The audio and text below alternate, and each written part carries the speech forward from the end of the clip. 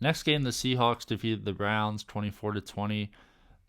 The Browns really need Deshaun Watson back. Like, I think Deshaun Watson has played better this season than a lot of analysts I'm hearing are saying. Like, if you just listen to the analysts, they would tell you that he has been absolute crap this year, but he's been really consistent to start out the season. So if someone dropped him in your league, look out for that. I think he's a really solid ad because he definitely has been dropped in certain areas. I know one of my leagues he was dropped, and I'm definitely thinking about either adding him or Kyler Murray.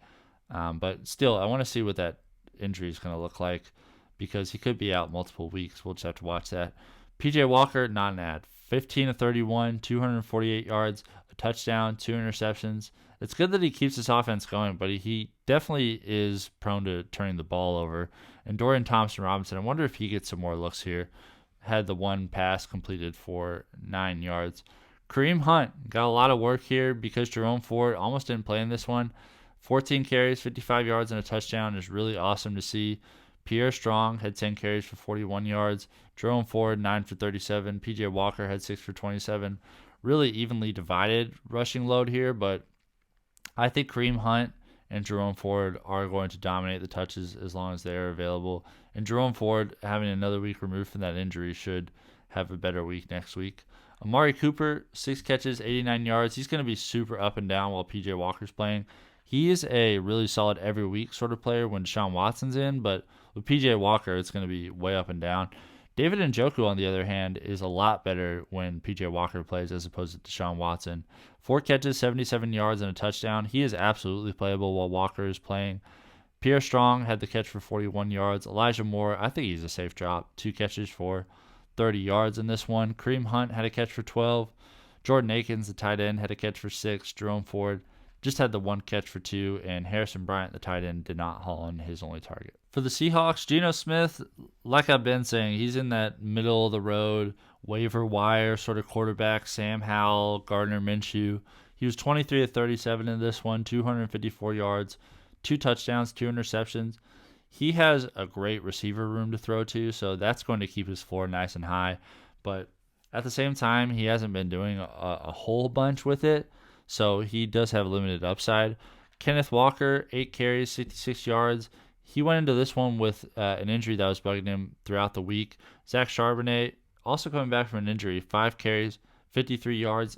I want to see what it looks like next week before I totally say, hey, Kenneth Walker and Zach Charbonnet are going to start splitting the carries.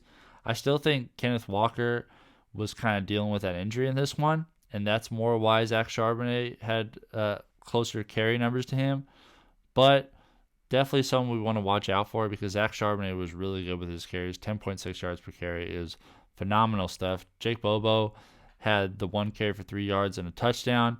Interesting that Jake Bobo gets the rushing touchdown on a day where Kenneth Walker and Zach Charbonnet played so well. Geno Smith, 2 carries for -3 yards, and D. Eskridge had the 1 carry for -5. Tyler Lockett was great. 8 catches, 81 yards, and a touchdown. Really solid floor sort of player. Like, he's going to be kind of up and down, but he's going to get targets up to a certain point. So your floor isn't going to be at absolute zero with him. You could do much worse than playing Tyler Lockett every week. DK Metcalf, I still think he's a really solid. You want to talk about a high floor. He's a high floor sort of player. The upside hasn't totally been there this season, but I think it's coming. 14 targets is one hell of an indication that something is coming. 5 catches, 67 yards for him. The output is disappointing, but hang in there with him. Jaxon Smith-Njigba, I wonder if he's going to get more of a role here. I keep waiting for Tyler Lockett's targets to come down and Smith-Njigba's targets to go up. So I wonder if that's coming, but I mean, we just keep waiting and Tyler Lockett keeps getting looks. So Jaxon Smith-Njigba, 3 catches, 36 yards, and a touchdown. I think he's more of a high-value stash at this point, not necessarily a must-add. Noah Fant had 2 catches for 32 yards. Jake Bobo had 2 catches for 23. Zach Charbonnet added 2 catches for 11, and Kenneth Walker had the catch for 4. So I think eventually Zach Charbonnet is going to have more of a receiving role, and Kenneth Walker is going to have more of those carries. But again, after today's output, with the backs being so close in touches, we're just going to have to wait another week to see what it looks like then to really come to conclusions as to whether this is going to be a true timeshare or not.